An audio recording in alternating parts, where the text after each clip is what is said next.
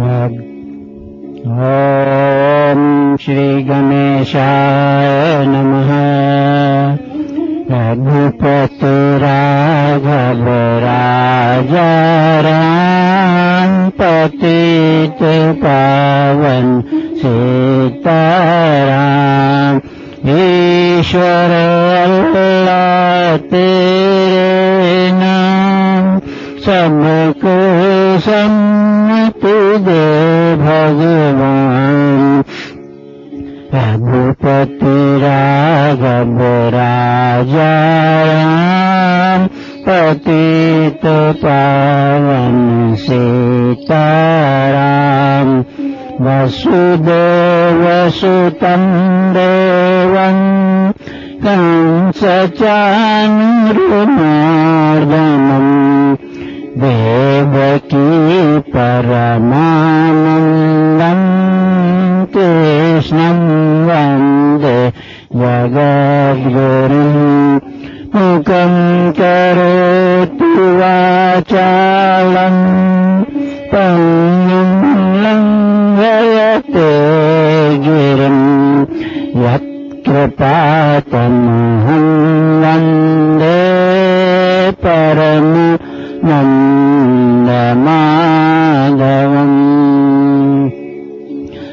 पहला अध्याय अर्जुन विषाद योग।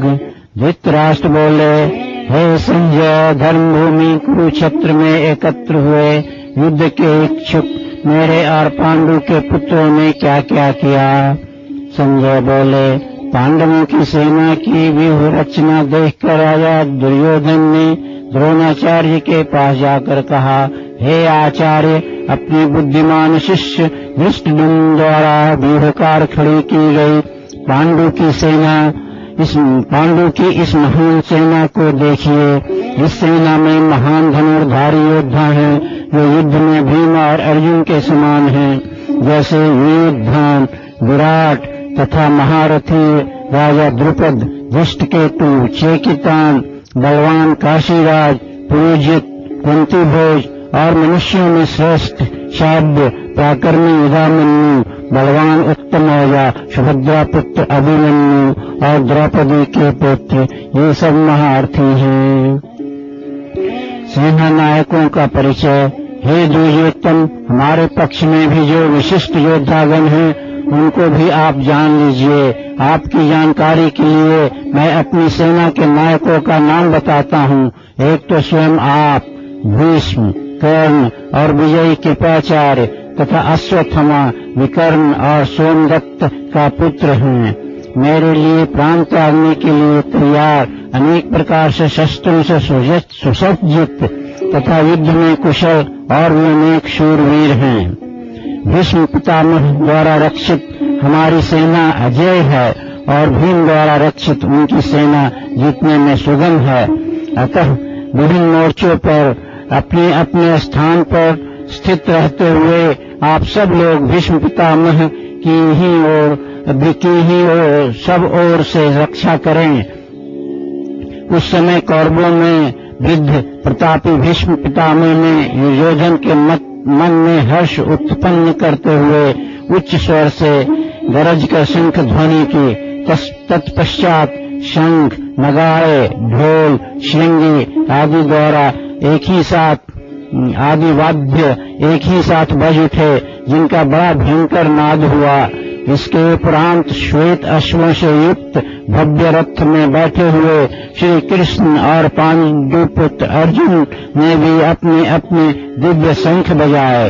भगवान कृष्ण ने पांचजन्य, अर्जुन ने देवदत्त तथा भयंकर कर्म करने वाले भीम ने पौंड्र नाम के महाशंख बजाए। हे राजन, कुंती पुत्र युधिष्ठिर ने अनंत विजय नामक शंख और नकुल तथा सहदेव ने कर्मशः सुघोष और मणिपुष्पक नामक शंख बजाए। श्रेष्ठ धनुष वाले काशीराज, महारथी शिखंडी धृष्टद्युम्न, राजा विराट, अजय सात्यकी, राजा द्रुपद, द्रौपदी के पुत्र और महाबाहु अभिमन्यु ने अलग अलग शंख बजाए। वह भयंकर घोष आकाश और पृथ्वी पर गूंजने लगा और उसने आपके पुत्रों के हृदय विदीर्ण कर दिए। अर्जुन द्वारा युद्धेच्छुक कौरवों को देखने की कामना।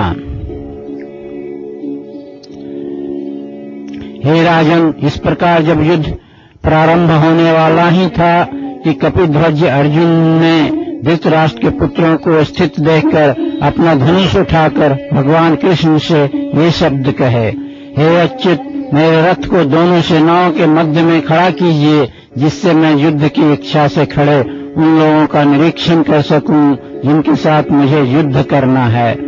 दुर्बुद्धि दुर्योधन का युद्ध में प्रिय चाहने वाले जो राजा लोग यहाँ एकत्र हैं, उन युद्ध करने वालों को मैं देखना चाहता हूँ। संजय बोले, हे भारत, अर्जुन के इस प्रकार कहने पर भगवान कृष्ण ने दोनों सेनाओं के बीच उत्तम रथ को भीष्म, द्रोण तथा भीष्म पृथ्वी के समस्त शासकों के सामने खड़ा करके कहा, हे पार्थ, यहाँ एकत्र हुए इन कौरवों को देखो।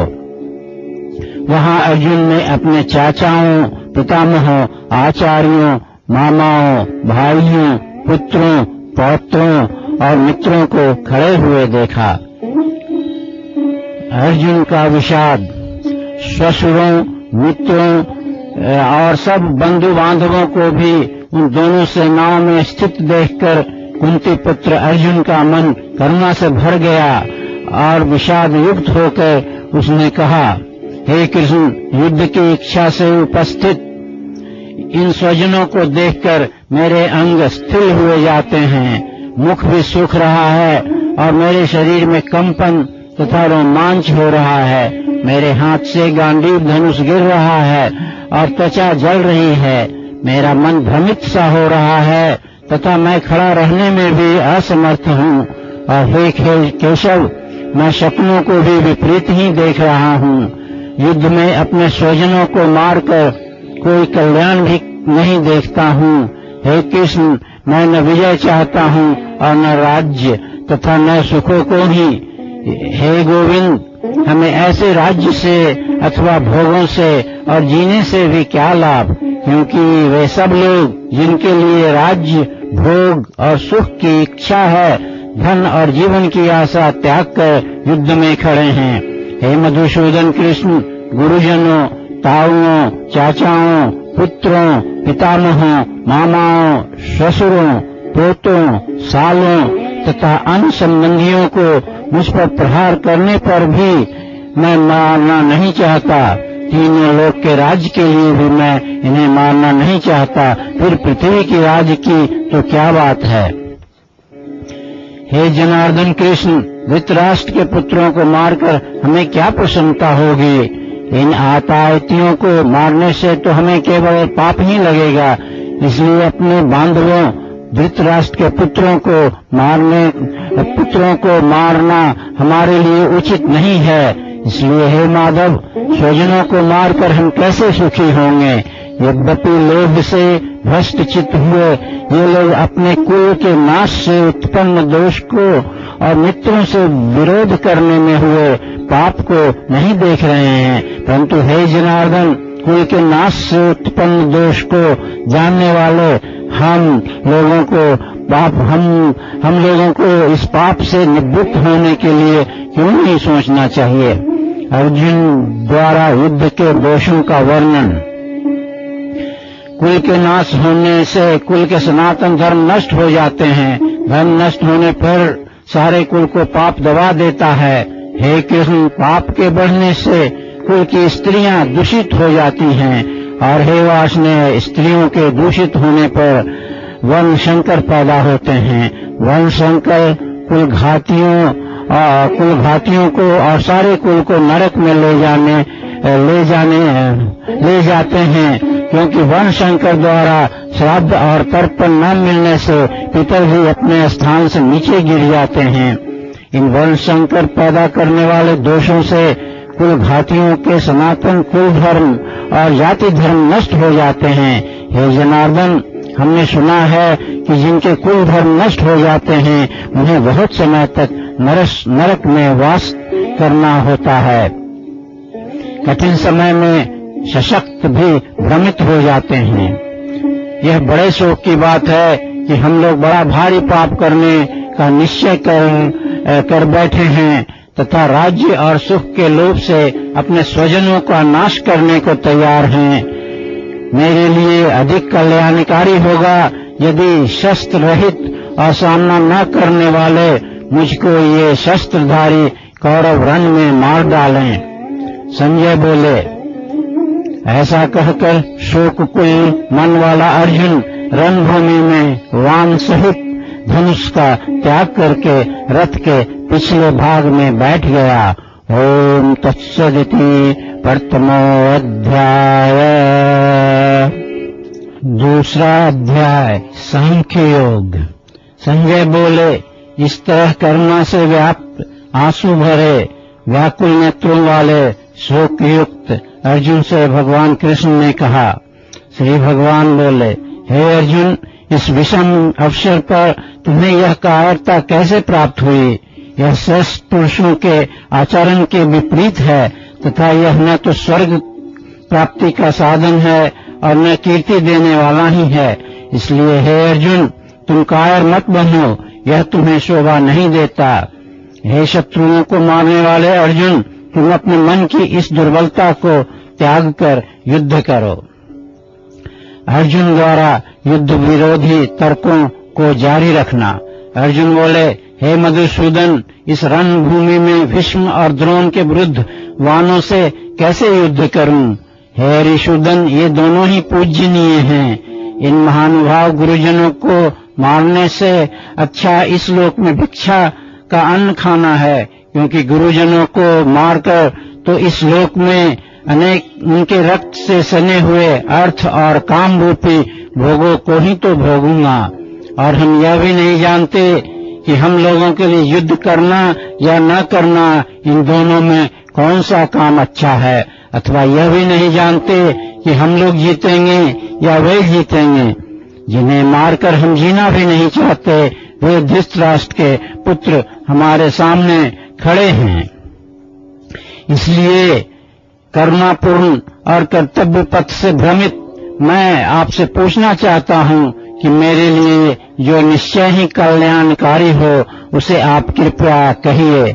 मैं आपका शिष्य हूँ, शरण में आए मुझको आप शिक्षा दीजिए।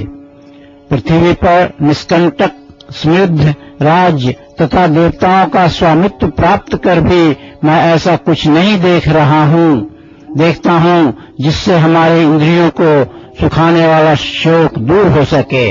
संजय बोले, हे राजन, निद्रा को जीतने वाला अर्जुन अंतर्यामी श्री भगवान कृष्ण से मैं युद्ध नहीं करूंगा कहकर चुप हो गया। हे भरतवंशी धृतराष्ट्र, दोनों सेनाओं के बीच में उस शोक युक्त अर्जुन से अंतर्यामी श्री कृष्ण हंसते हुए से ये वचन बोले। आत्मा और शरीर के सच्चे ज्ञान से गीता के उपदेशों का प्रारंभ। श्री भगवान बोले, हे अर्जुन, तुम ज्ञानियों की तरह बातें करते हो, लेकिन जिनके लिए शोक नहीं करना चाहिए उनके लिए शोक करते हो। ज्ञानी मृत या जीवित किसी के लिए भी शोक नहीं करते। ऐसा नहीं है कि मैं किसी समय नहीं था अथवा तुम नहीं थे या ये राजा लोग नहीं थे, और न ऐसा ही है कि इसके आगे हम सब नहीं रहेंगे। जैसे इसी जीवन में जीवात्मा बाल, युवा और वृद्ध शरीर प्राप्त करता है, वैसे ही जीवात्मा मृत्यु के बाद दूसरा शरीर प्राप्त करता है। इसलिए धीर पुरुष को मृत्यु से घबराना नहीं चाहिए। हे अर्जुन, इंद्रियों के विषयों से संयोग के होने वाले सर्दी, गर्मी और सुख दुख क्षणभंगुर और अनित्य हैं। इसलिए हे अर्जुन, तुम उसको सहन करो। हे पुरुष श्रेष्ठ, दुख और सुख में समान भाव से रहने वाले जिस धीर मनुष्य को इंद्रिय के विषय व्याकुल नहीं कर पाते, वह मोक्ष का अधिकारी होता है। आत्मा नित्य है, शरीर अनित्य है। असत वस्तु का भाव नहीं होता है और सत का अभाव नहीं होता है। तत्वदर्शी मनुष्य असत और सत दोनों को तत्व से जानते हैं। उस अविनाशी तत्व को जानो जिससे यह सारा जगत व्याप्त है। इस अविनाशी का नाश करने में कोई भी समर्थ नहीं है। इस अविनाशी असीम और नित्य जीवात्मा के ये सब शरीर नाशवान कहे गए हैं। इसलिए हे भरतवर्षी अर्जुन, तुम युद्ध करो। जो इस आत्मा को मारने वाला या मरने वाला मानते हैं वे दोनों ही नासमझ हैं, क्योंकि आत्मा न किसी को मारता है न किसी के द्वारा मारा जा सकता है। आत्मा कभी न जन्म लेता है और न मरता ही है। आत्मा का होना फिर न होना नहीं होता है। आत्मा अजन्मा, नित्य, शाश्वत और पुरातन है, इसलिए शरीर के नाश होने पर इसका नाश नहीं होता। हे पार्थ, जो मनुष्य आत्मा को अविनाशी, नित्य, जन्म रहित और अव्यय जानता है, वह कैसे किसको मरवाएगा और कैसे किसको मारेगा। मृत्यु और आत्मा का पुनर्जन्म की व्याख्या। जैसे मनुष्य अपने पुराने वस्त्रों को उतारकर दूसरे नए वस्त्र धारण करता है, वैसे ही जीव मृत्यु के बाद अपने पुराने शरीर को त्याग कर नया शरीर प्राप्त करता है। शस्त्र इस आत्मा को काट नहीं सकते, अग्नि इसको जला नहीं सकती, जल इसको गीला नहीं कर सकता और वायु इसे सुखा नहीं सकती, क्योंकि आत्मा अच्छेद्य, अदाह्य, अक्लेद्य और अशोष्य है। आत्मा नित्य, सर्वगत, स्थिर, अचल और सनातन है। यह आत्मा अव्यक्त, अचिंत्य और निर्विकार कहा जाता है। अतः आत्मा को ऐसा जानकर तुम्हें शोक नहीं करना चाहिए। हे महाबाहो, यदि तुम शरीर में रहने वाला जीवात्मा को नित्य पैदा होने वाला तथा मरने वाला भी मानो तो भी तुम्हें शोक नहीं करना चाहिए, क्योंकि जन्म लेने वाले की मृत्यु निश्चित है और मरने वाले का जन्म निश्चित है। अतः जो अटल है उसके विषय में तुम्हें शोक नहीं करना चाहिए। हे अर्जुन, सभी प्राणी जन्म के पहले अप्रकट थे और मृत्यु के बाद फिर अप्रकट हो जाएंगे। केवल जन्म और मृत्यु के बीच ही प्रकट दिखते हैं, फिर इसमें शोक करने की क्या बात है।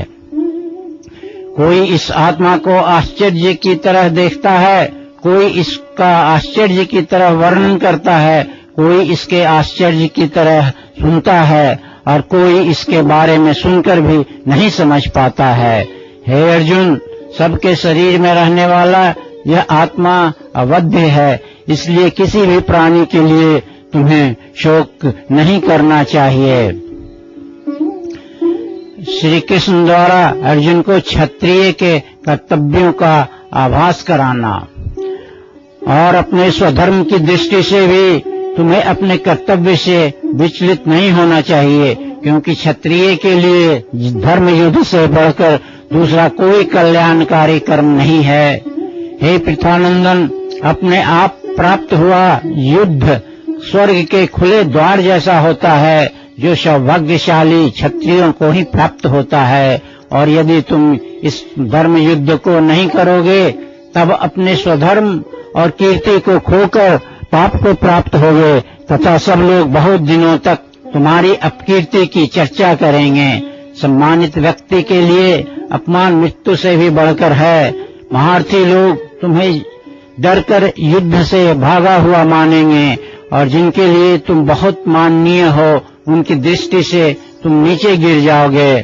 तुम्हारे बैरी लोग तुम्हारी सामर्थ्य की निंदा करते हुए तुम्हारी बहुत बुराई करेंगे। तुम्हारे लिए इससे अधिक दुखदाई और क्या होगा। युद्ध में मरकर तुम स्वर्ग जाओगे या विजयी होकर पृथ्वी का राज्य भोगोगे। इसलिए हे कौन्तेय, तुम युद्ध के लिए निश्चय करके खड़े हो जाओ। सुख, दुख, लाभ, हानि और जीत हार की चिंता न करके मनुष्य को अपनी शक्ति के अनुसार कर्तव्य कर्म करना चाहिए। ऐसे भाव से कर्म करने पर मनुष्य को पाप अर्थात कर्म का बंधन नहीं लगता। कर्मयोग अर्थात निष्काम सेवा का महत्व। हे पार्थ, मैंने सांख्य मत का यह ज्ञान तुमसे कहा। अब कर्मयोग के विषय में सुनो, जिस ज्ञान से युक्त होकर तुम कर्म के बंधन से मुक्त हो जाओगे। कर्मयोग में आरंभ अर्थात बीज का नाश नहीं होता तथा उल्टा फल भी नहीं मिलता है। इस निष्काम कर्म योग रूपी धर्म का थोड़ा सा भी अभ्यास जन्म मरण रूपी महान भय से रक्षा करता है। हे अर्जुन, कर्मयोगी केवल ईश्वर प्राप्ति का ही दृढ़ निश्चय करता है, परंतु सकाम मनुष्यों की इच्छाएं अनेक और अनंत होती हैं। वेदों का विषय भौतिक और आध्यात्मिक जीवन के दोनों पहलू हैं। हे पार्थ, सकामी अविवेकी जन जिन्हें वेद के मधुर संगीतमयी वाणी से प्रेम है, वेद के यथार्थ रूप से नहीं समझने के कारण ऐसा समझते हैं कि वेद में भोगों के सिवा और कुछ है ही नहीं। वे कामनाओं से युक्त स्वर्ग को ही श्रेष्ठ मानने वाले, भोग और धन को प्राप्त करने वाली अनेक धार्मिक संस्कारों को बताते हैं जो पुनर्जन्म रूपी कर्म फल को देने वाली होती है। भोग और ऐश्वर्य ने जिनका चित्त हर लिया है, ऐसे व्यक्ति के अंतःकरण में भगवत प्राप्ति का दृढ़ निश्चय नहीं होता है और वे परमात्मा का ध्यान नहीं कर सकते हैं। हे अर्जुन, वेदों के कर्म कांड का विषय प्रकृति के 3 गुणों से संबंधित है। तुम त्रिगुणातीत, निर्द्वंद, परमात्मा में स्थित, योगक्षेम न चाहने वाले और आत्मपरायण बनो। ब्रह्म को तत्व से जानने वालों के लिए वेदों की उतनी ही आवश्यकता रहती है जितना महान सरोवर के प्राप्त होने पर एक छोटे जलाशय की। कर्मयोग का सिद्धांत और व्यवहार। केवल कर्म करना ही मनुष्य के बस में है, कर्मफल नहीं। इसलिए तुम कर्मफल की आसक्ति में न फंसो तथा अपने कर्म का त्याग भी न करो। हे धनंजय, परमात्मा के ध्यान और चिंतन में स्थित होकर सभी प्रकार की शक्तियों आसक्तियों को त्याग कर तथा सफलता और असफलता में सम होकर अपने कर्तव्य कर्मों का भली भांति पालन करो। मन का समत्व भाव में रहना ही योग कहलाता है। कर्म योग से सकाम कर्म अत्यंत निकृष्ट है। अतः हे अर्जुन, तुम कर्मयोगी बनो, क्योंकि फल की इच्छा रखने वालों को असफलता का भय तथा दुख होता है। कर्म फल की आसक्ति त्याग कर कर्म करने वाला निष्काम कर्मयोगी इसी जीवन में पाप और पुण्य से मुक्त हो जाता है। इसलिए तुम निष्काम कर्मयोगी बनो। फल की आसक्ति से असफलता का भय होता है, जिसके कारण कर्म अच्छी तरह नहीं हो पाता है। निष्काम कर्मयोग को ही कुशलता पूर्वक कर्म करना कहते हैं। ज्ञानी कर्मयोगी जन कर्मफल की आसक्ति को त्यागने के कारण जन्म मरण के बंधन से मुक्त हो जाते हैं तथा परम शांति को प्राप्त करते हैं। जब तुम्हारी बुद्धि मोह रूपी दलदल को पार कर जाएगी, उस समय तुम शास्त्र से सुने हुए तथा सुनने योग्य वस्तुओं से भी वैराग्य प्राप्त करोगे।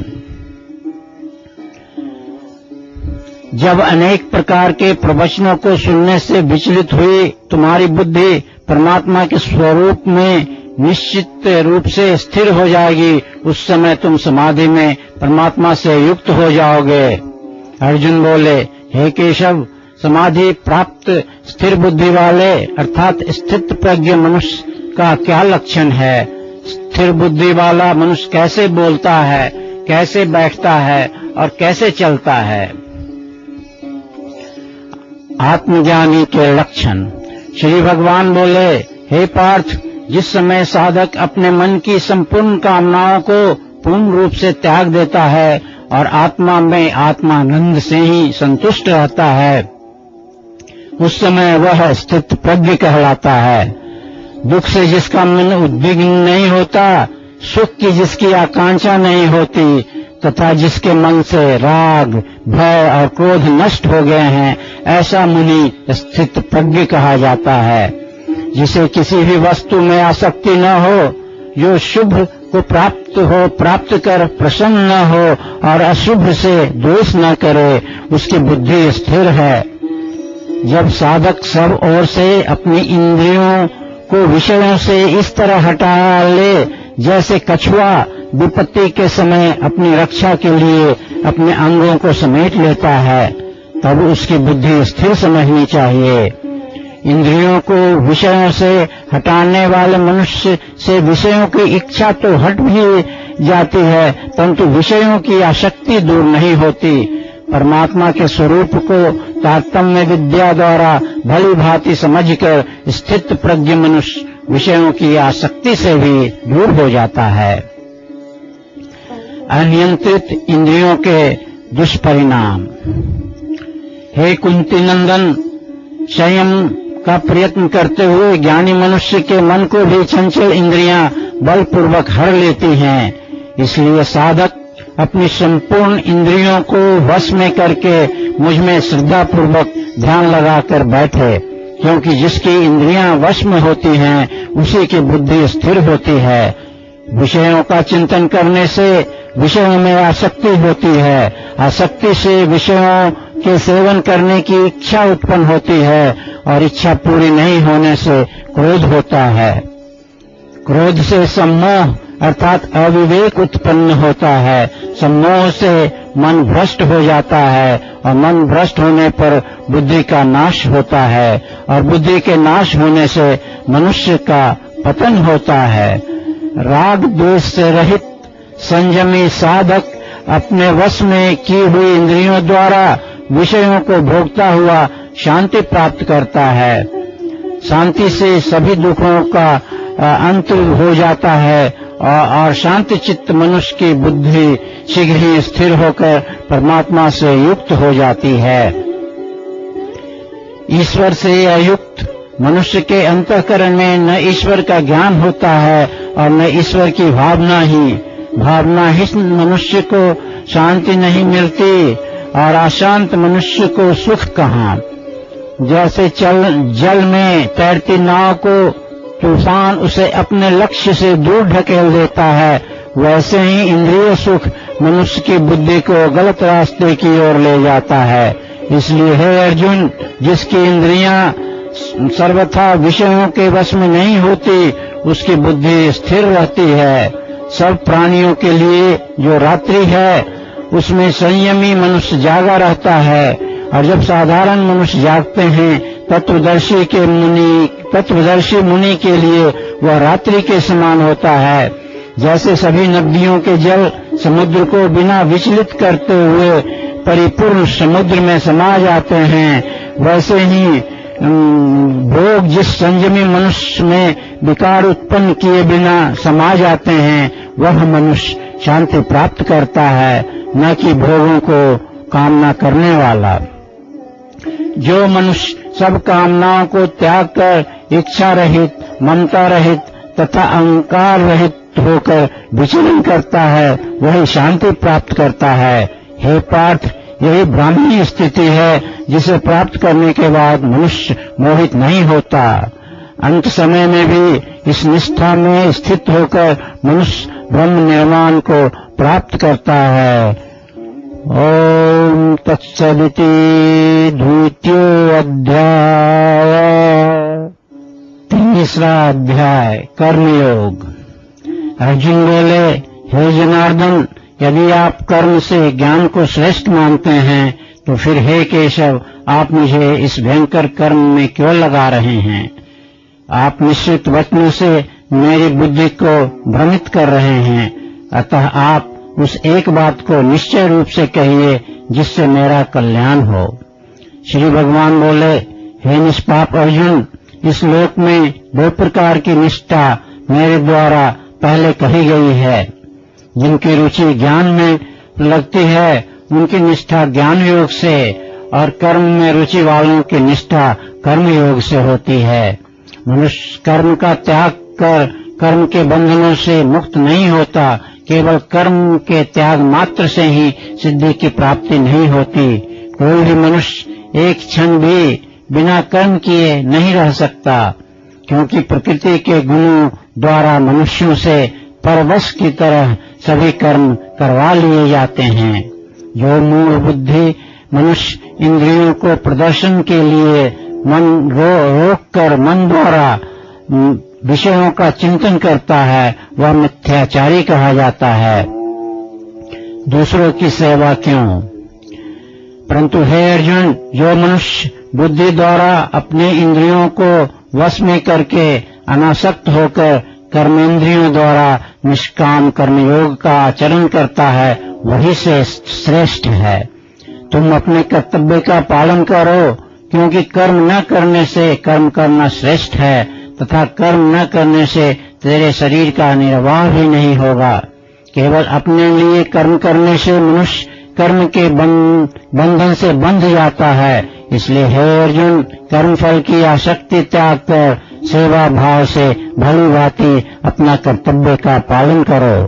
पारस्परिक सहयोग विधाता का पहला निर्देश।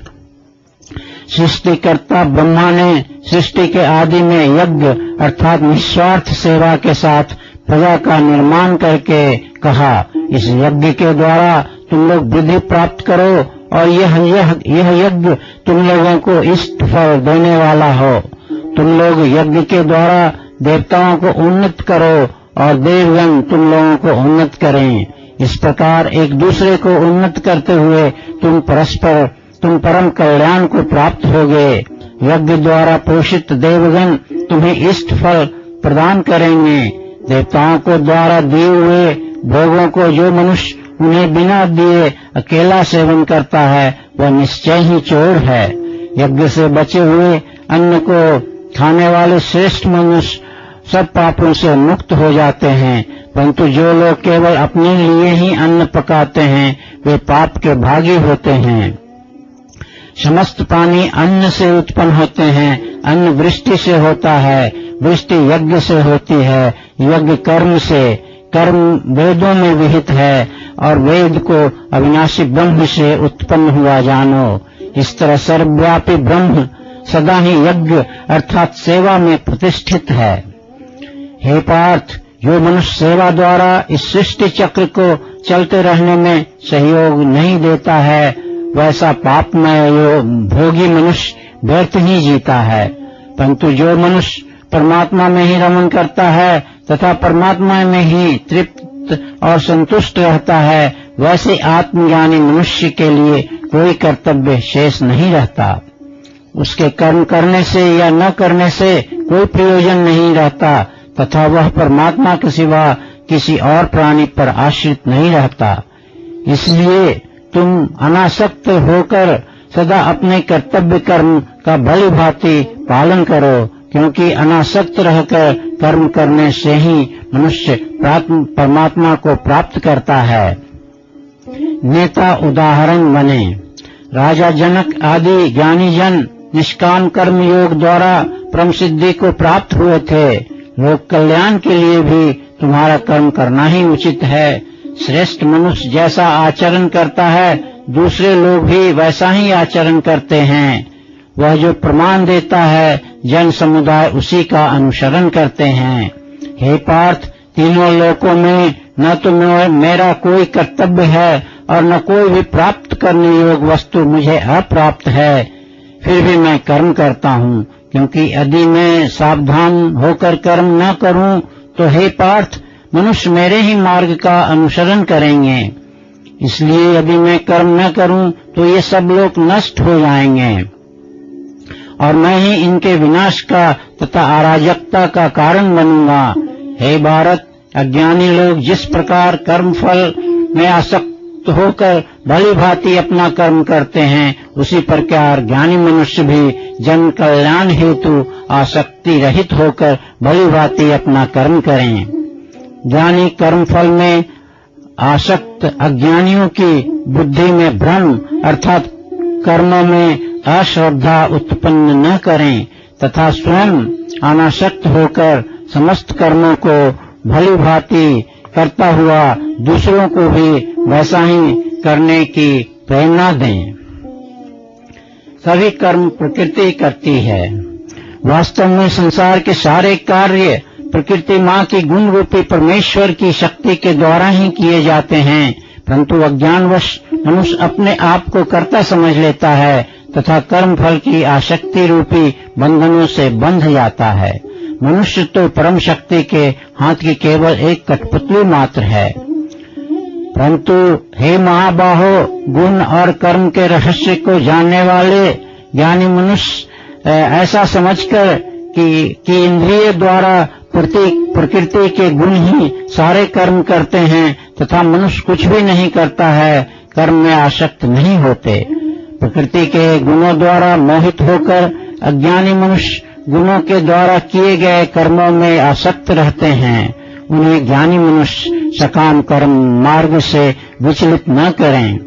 मुझ में चित्त लगाकर संपूर्ण कर्मों के फल को मुझ में अर्पण करके आशा, ममता और संताप रहित होकर अपने कर्तव्य कर्म करो। जो मनुष्य बिना आलोचना किए श्रद्धा पूर्वक मेरे उपदेश का सदा पालन करते हैं, वे कर्मों के बंधन से मुक्त हो जाते हैं। परंतु जो आलोचक मेरे इस उपदेश का पालन नहीं करते, उन्हें अज्ञानी, विवेकहीन तथा भ्रमित समझना चाहिए। सभी प्राणी अपने स्वभाव के वश में होकर उसी के अनुसार कर्म करते हैं। ज्ञानी भी अपनी प्रकृति के अनुसार ही कर्म कार्य करता है। फिर इंद्रियों के निग्रह का क्या प्रयोजन है? पूर्णता के मार्ग में दो बाधाएं। प्रत्येक इंद्रिय के भोग में राग और द्वेष मनुष्य के कल्याण मार्ग में विघ्न डालने वाले दो महान शत्रु रहते हैं। इसलिए मनुष्य को राग और द्वेष के बस में नहीं होना चाहिए। अपना गुण रहित सहज और स्वाभाविक कार्य आत्म विकास के लिए दूसरे अच्छे अस्वाभाविक कार्य से श्रेष्ठतर है। स्वधर्म कार्य में मरना भी कल्याणकारक है, अस्वाभाविक कार्य हानिकारक होता है। काम पाप का मूल है।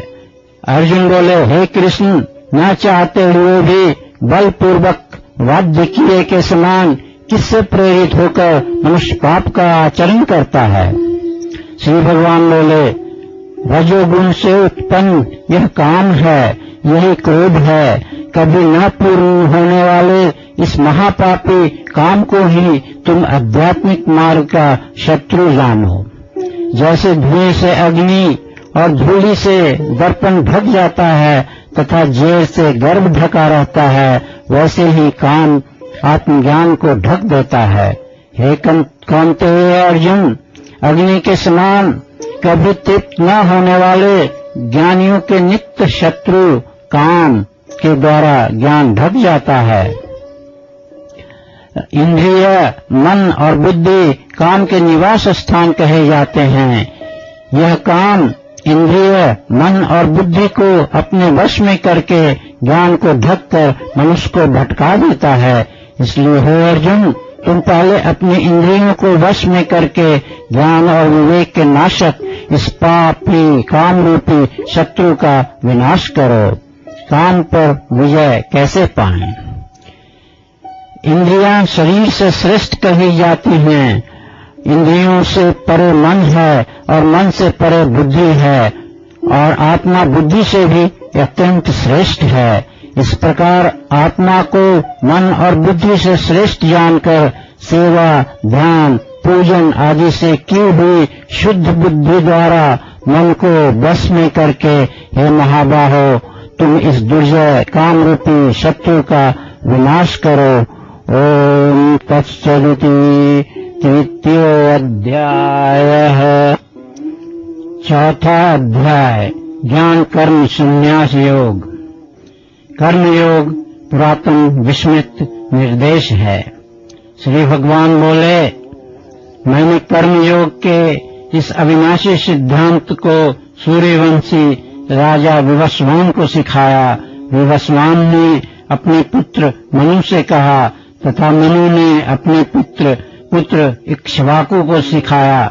इस प्रकार परंपरा से प्राप्त हुए कर्मयोग को राजऋषियों ने जाना। परंतु हे परंतप, बहुत दिनों के बाद यह ज्ञान इस पृथ्वी लोक में लुप्त सा हो गया। तुम मेरे भक्त और प्रिय मित्र हो, इसलिए वही पुरातन कर्मयोग को आज मैंने तुमसे कहा है, क्योंकि यह कर्मयोग एक उत्तम रहस्य है। अर्जुन बोले, आपका जन्म तो अभी हुआ है तथा सूर्यवंशी राजा विवस्वान का जन्म सृष्टि के आदि में हुआ था। अतः मैं कैसे जानूं कि आप ही ने विवस्वान से इस योग को कहा था। प्रभु के अवतार का उद्देश्य। श्री भगवान बोले, हे अर्जुन, मेरे और तुम्हारे बहुत सारे जन्म हो चुके हैं, उन सबको मैं जानता हूँ, पर तुम नहीं जानते। यद्यपि मैं अजन्मा, अविनाशी तथा समस्त प्राणियों का ईश्वर हूँ, फिर भी अपनी प्रकृति को अधीन करके अपनी योग माया से प्रकट होता हूँ।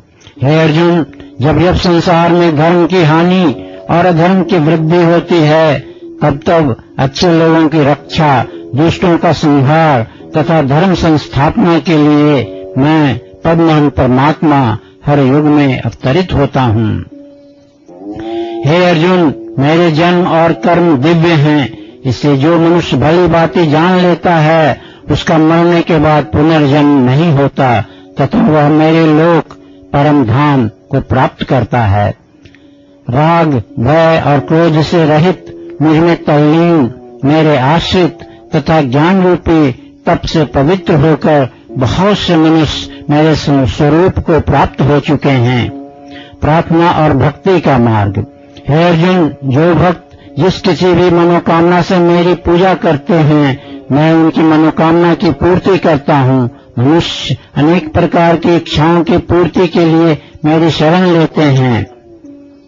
कर्म फल के इच्छुक संसार के साधारण मनुष्य देवताओं की पूजा करते हैं, क्योंकि मनुष्य लोक में कर्म फल शीघ्र ही प्राप्त होते हैं। मेरे द्वारा ही चारों वर्ण अपने अपने गुण, स्वभाव और रुचि के अनुसार बनाए गए हैं।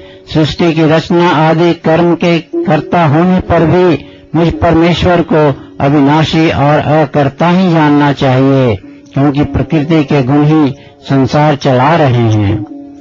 मुझे कर्म का बंधन नहीं लगता, क्योंकि मेरी इच्छा कर्म फल में नहीं रहती है। इस रहस्य को जो व्यक्ति भली भांति समझकर मेरा अनुसरण करता है, वह भी कर्म के बंधनों से नहीं बंधता है। प्राचीन काल के मुमुक्षुओं ने इस रहस्य को जानकर कर्म किए हैं, इसलिए तुम भी अपने कर्मों का पालन उन्हीं की तरह करो।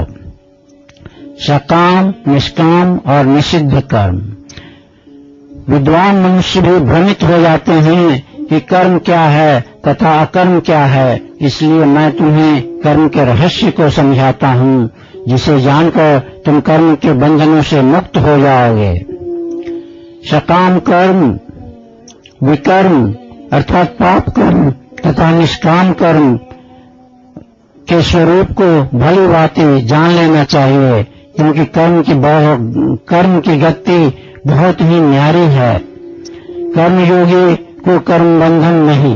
जो मनुष्य कर्म में अकर्म तथा अकर्म में कर्म देखता है, वही ज्ञानी योगी तथा समस्त कर्मों का करने वाला है।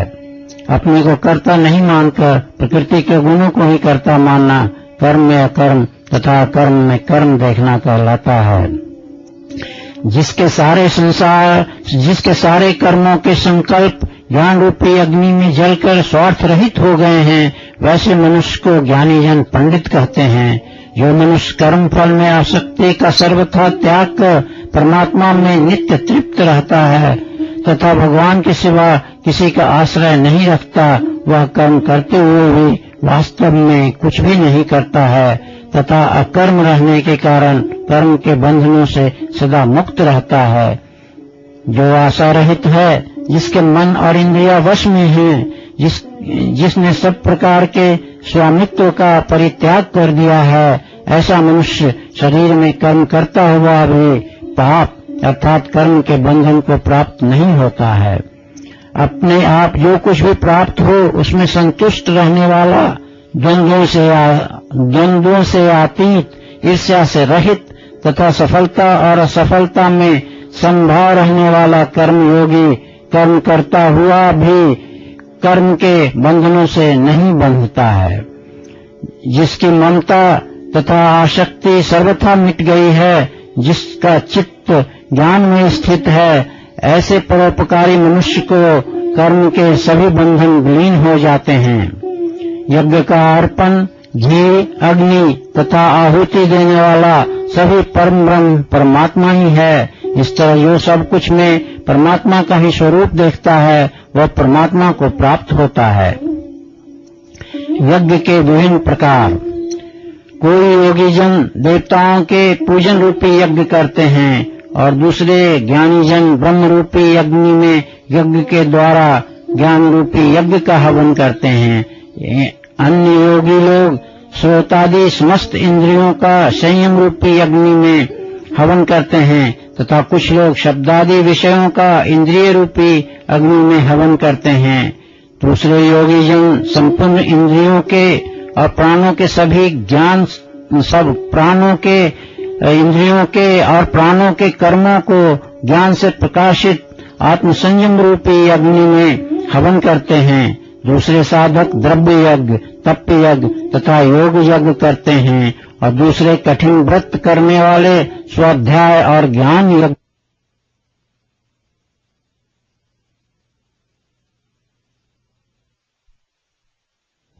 नियमित आहार करके प्राण वायु में अपान वायु का हवन करते हैं।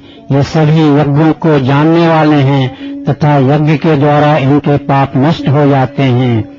हे कुरुश्रेष्ठ, यज्ञ के प्रसाद रूपी ज्ञानामृत को प्राप्त कर योगी जन सनातन परब्रह्म परमात्मा को प्राप्त करते हैं।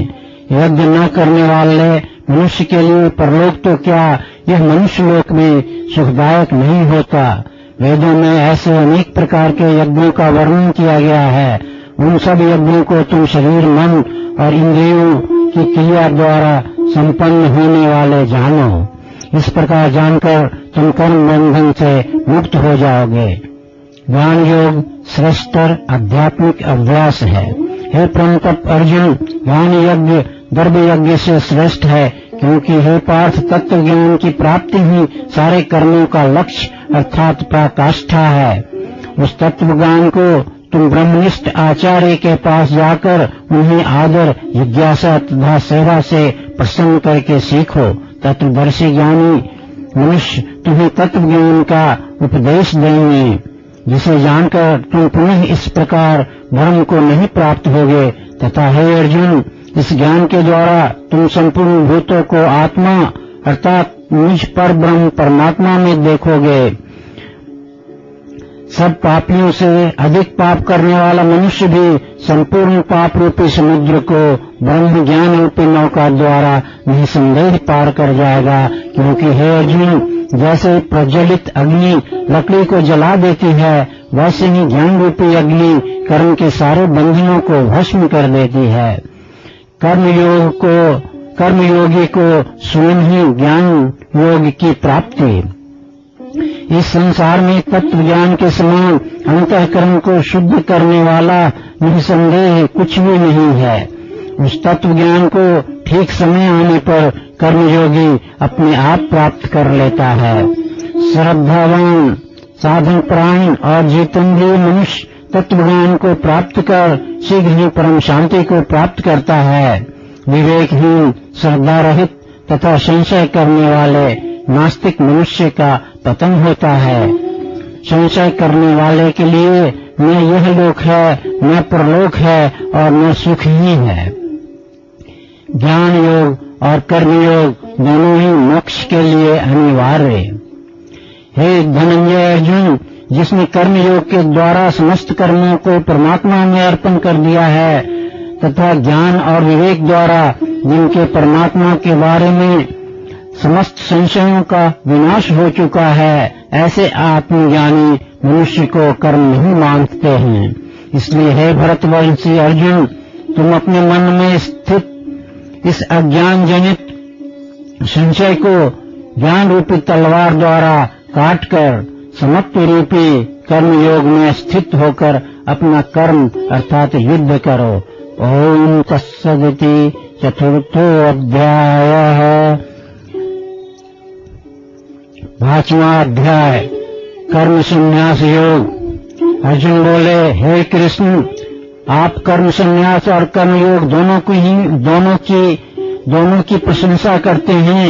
इन दोनों में एक जो निश्चित रूप से कल्याणकारी हो मेरे लिए कहिए।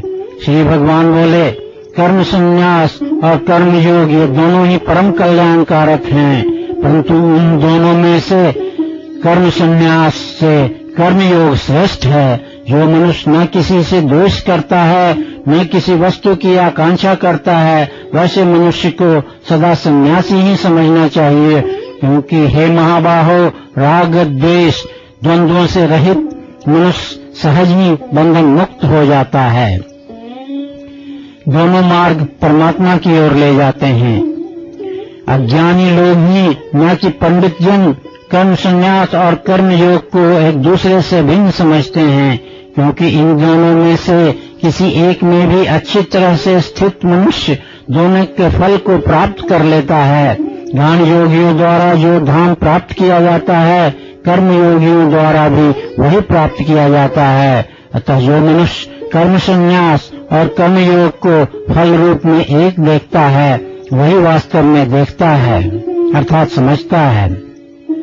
हे अर्जुन, कर्मयोग की निस्वार्थ सेवा के बिना शुद्ध संन्यास भाव अर्थात संपूर्ण कर्मों में कर्तापन के भाव का त्याग का प्राप्त होना कठिन है। सच्चा कर्मयोगी शीघ्र ही परमात्मा को प्राप्त करता है।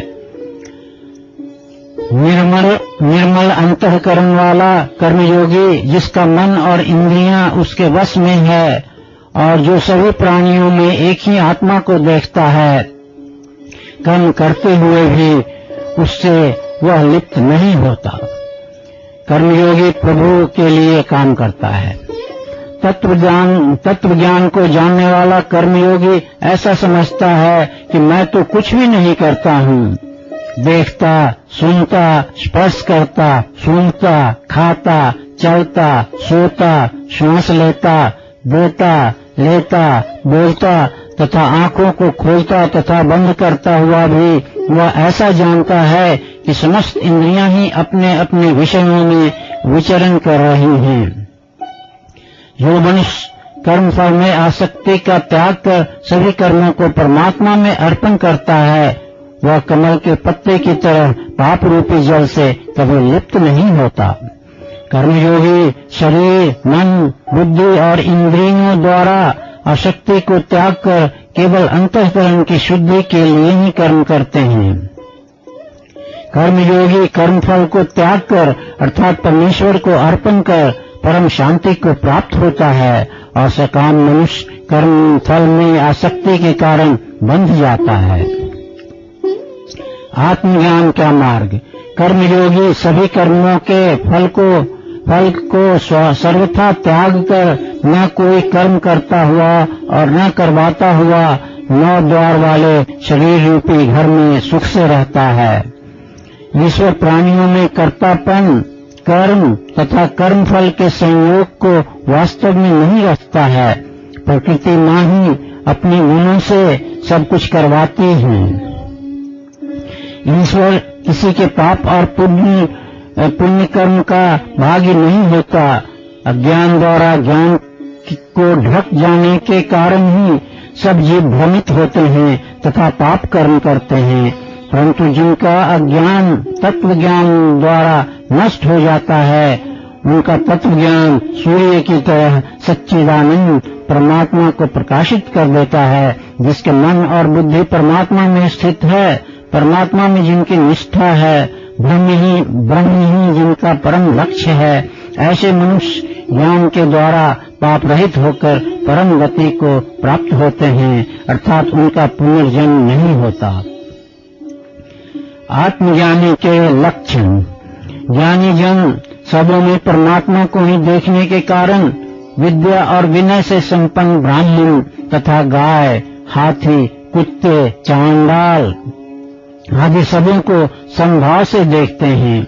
ऐसे समदर्शी मनुष्यों ने इसी जीवन में ही संसार के संपूर्ण कार्यों को समाप्त कर लिया है।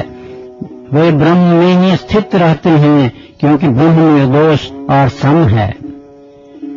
जो मनुष्य प्रिय को प्राप्त कर हर्षित न हो और अप्रिय को प्राप्त कर उद्विग्न न हो, ऐसा स्थिर बुद्धि, संशय रहित और ब्रह्म ज्ञान को जानने वाला मनुष्य पर ब्रह्म परमात्मा में नित्य स्थित रहता है। ऐसा ब्रह्मयुक्त व्यक्ति अपने अंतःकरण में ब्रह्मानंद को प्राप्त कर इंद्रियों के विषयों से अनासक्त हो जाता है और अविनाशी परम सुख का अनुभव करता है। इंद्रियों और विषयों के संयोग से उत्पन्न होने वाले सुखों का आदि और अंत होता है तथा वे अंत में दुख के कारण होते हैं। इसलिए हे कांते, बुद्धिमान मनुष्य उसमें आसक्त नहीं होते। जो मनुष्य मृत्यु से पहले काम और क्रोध से उत्पन्न होने वाले वेग को सहन करने में समर्थ होता है, वही योगी है और वही सुखी है। जो योगी आत्मा में ही सुख पाता है, आत्मा में ही रमन करता है तथा आत्मज्ञानी है, वह ब्रह्म निर्माण अर्थात मुक्ति प्राप्त करता है। जिसके सब पाप नष्ट हो गए हैं, जिनके सभी संशय ज्ञान द्वारा नष्ट हो चुके हैं, जिनका मन वश में है और जो सभी प्राणियों के हित में रत रहते हैं, ऐसे ब्रह्मवेता मनुष्य ब्रह्म को प्राप्त होते हैं। काम और क्रोध से रहित जीते हुए चित्त वाले तथा आत्मज्ञानी यतियों को आसानी से ब्रह्म निर्वाण की प्राप्ति होती है। तीसरा मार्ग भक्तिमय ध्यान योग। विषयों का चिंतन न करता हुआ नेत्रों की दृष्टि को भौहों को बीच में स्थित करके नासिका में विचरने वाले प्राण और अपान वायु को सम करके, जिसकी इंद्रियां मन और बुद्धि बस में है, जो मोक्ष प्राण है तथा जो इच्छा भय और क्रोध से सर्वथा रहित है, वही मुनि सदा मुक्त है। मेरा भक्त मुझको सब यज्ञ और तपों का भोक्ता, संपूर्ण लोकों का महेश्वर और समस्त प्राणियों का मित्र जानकर शांति को प्राप्त करता है। ओम तत्सदिति पंचमो अध्यायः।